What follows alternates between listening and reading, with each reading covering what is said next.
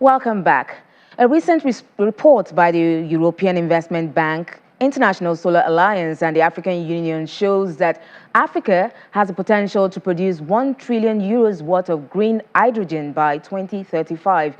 And that's a 1 trillion, the 1 trillion green hydrogen investment can deliver the equivalent of more than one-third of Africa's current energy consumption. It can also boost GDP, improve clean water supply, and empower communities, as well as reduce emissions by 40%. Now, according to the study, Africa can secure access to clean and sustainable energy on the continent and become a global energy player through green hydrogen exports. Now, Chinnan Dikwal, hydrogen expert and vice chair of the African Energy Council, AEC, joins us to give us more insights and the possibilities of this in Africa. Good to have you on the program, Chinnan. I will. Great pleasure to be here. It's great talking to your listeners. Now, Chinnan, this is the first detailed research of the feasible development of green hydrogen across Africa. Now, what are the requirements to enable the 50 million tons of green hydrogen by 2035? Thanks, Will. I think that's a great question. So a couple of things before I answer that question. I was going to say exactly that. This is the first sort of continent-wide study that looks to pull together all the strands of work that are happening independently across various parts of the continent. That's the first thing to say. You're 100% right.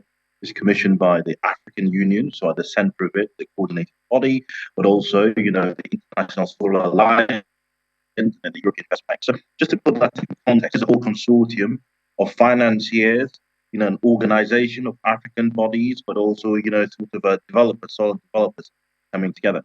It will require quite a lot of investment, but also infrastructure to make this happen across Africa. So if you think about where we are today, there are pockets of activity happening sort of the northwest part of Africa, around Mauritania and Morocco. Very much so. There are other things happening in the south of Africa as well, and some happening in the east around Egypt. Each of those projects, producing green hydrogen, so renewable energy, solar combined with water to produce green hydrogen. Each of those requires a huge amount of investment that runs into billions and billions of dollars, and ultimately becomes an infrastructure question. Do we have the necessary infrastructure to make that happen and produce that hydrogen at the beach in Africa and then consume it in Africa, but also ship it internationally so we can get paid for that export? Hopefully that answers your question. Yeah, but this study, when we look at it, it's got a lot of support from African governments. But I'm wondering, why green hydrogen for exports? You just mentioned it, and not Africa's industrialization. Why is it not focused on that? A great question. So it's both, actually. Well, it's both. First thing is to produce it and consume it here in Africa, generate energy here in Africa and consume it here. And then the second component is then for us to export it out into key demand centers around the world. And there are several around us in Africa. But if I just make this point, for Africa to industrialize, we would have to very rapidly have the energy required to run our industries and everything. Now, that requirement stays even if the energy is crude oil or gas or whatever it is, or hydrogen. That requirement stays. So the first precursor in this study says that once the hydrogen is produced, we would like to consume it in here. Again, it goes back to that question of the infrastructure required for us to consume that hydrogen. Do we have the necessary pipelines? For hydrogen pipelines, extremely specialty type pipelines. They're not like natural gas pipelines that you just produce with carbon steel. These are extremely specialist type pipelines that are required. Do we have the infrastructure? Do we have the compressors at hand? I suppose the key thing for Africa is for that to happen, you would need a huge amount of investment. Now, going to the export side, that's perhaps a lot clearer. It's much, much clearer, because when you produce hydrogen on the beach and then you turn that hydrogen into a carrier for you to take to Europe, that's I think it's a lot more advanced, if you ask me. It's a lot more advanced putting hydrogen on a ship and sending away, into Europe markets, because those markets already have some infrastructure that can receive that hydrogen. What Africa needs to think about today domestically is the question of, once we produce it, do we have the pipelines to send it, let's say to Abuja or to Lagos? And even when it gets to Lagos, do we have infrastructure there for us to be able to combust that hydrogen or use it in fuel cells? Do we have those at hand to utilize that energy?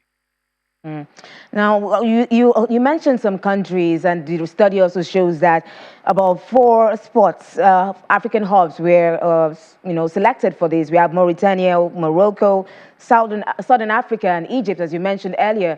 Why is Nigeria missing in the mix here? It's a great question, actually. I've asked that question myself, but I think it's slightly clear. So what the study does is it looks at 3 key hubs of development. The first hub, like I was saying, there it's the northwest. So the first hub is northwestern, so it has Mauritania and Morocco in there producing. I think it's something like 300. Well, actually, I think 350 gigawatt capacity of installed solar. Then you have the eastern hub there. That's mainly Egypt. So Egypt producing green hydrogen there with a pipeline. I think about 1,900 going into Greece.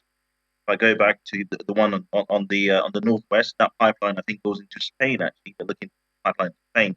And then on the southern part of Africa, you have South Africa and Namibia using hydrogen for exporting to Japan and other countries. Nigeria is a bit missing from there, and I think it's 2 reasons. One, Nigeria is very gas rich. Okay, so we haven't quite, I think, in the last couple of years, given a lot of attention to green hydrogen. There have been quite a few discussions around blue hydrogen.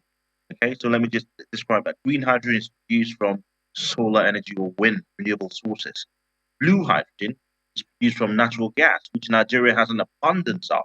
So in Nigeria, we have an abundance of natural gas. So there have been discussions of blue hydrogen in Nigeria as opposed to green, which is why you might see that, on this particular study, Nigeria is a bit missing.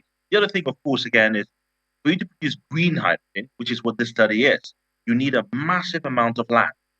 A massive amount of land. So if you take the case of Mauritania, about 5% of the total land in Mauritania is going to be used for hydrogen production. Okay, Chinnan. Nigeria is quite dense in population. Okay. So there's also the constraint of land in that regard. So there are several things that meant that Nigeria is missing from there, but we do have the advantage without a doubt when it comes to blue hydrogen.